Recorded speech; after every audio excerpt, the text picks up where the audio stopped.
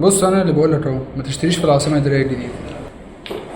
اه زي ما قلت لك، ما تشتريش في العاصمه الاداريه الجديده. لو انت بتفكر مش بتفكر في مستقبلك، مش في مستقبل اولادك، ما تشتريش في العاصمه الاداريه الجديده. العاصمه الاداريه الجديده لسه صحراء او لسه ما بقاش فيها حياه، ما تشتريش في العاصمه الاداريه الجديده.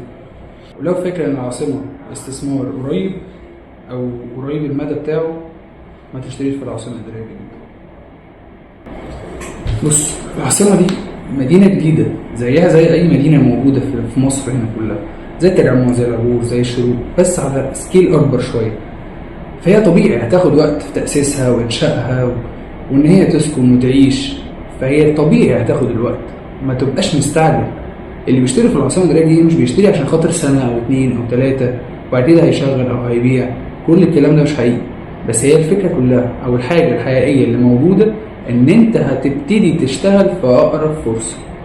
وده بيساعد في إيه؟ عشان خاطر الأساسيات بتاعت الدولة أو زي الوزارات وزي الحاجات الحكومية والكلام ده كله اللي موجود في العاصمة الإدارية الجديدة، ده اللي هيبتدي يسرع من عملية التشغيل أو من عملية السكن أو الحياة فيها.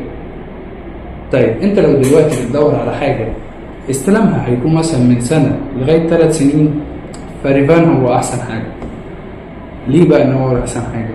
أولا نسبة إنشاءات في السايت أنت بعينك هتقدر تخش وتبص على كل اللي أنت محتاجه، وأي مساحة أنت هتبقى عايزها هتقدر تخشها النهاردة. تاني حاجة وده الأهم، مستوى التشطيب.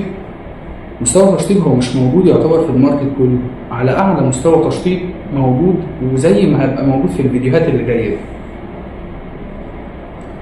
طيب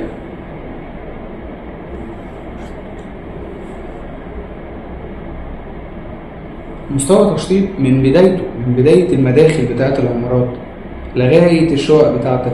وفي نفس الوقت انت بتستلمهاش متشطبة وبس على كده، تستلمها متشطبة بالكامل بالتكييفات المركزية.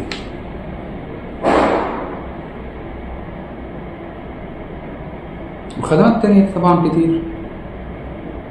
طيب لو حابب مساحة معينة، خش اكتب لي في الكومنت المساحة اللي انت عايزها وانا هبعت لك تفاصيلها.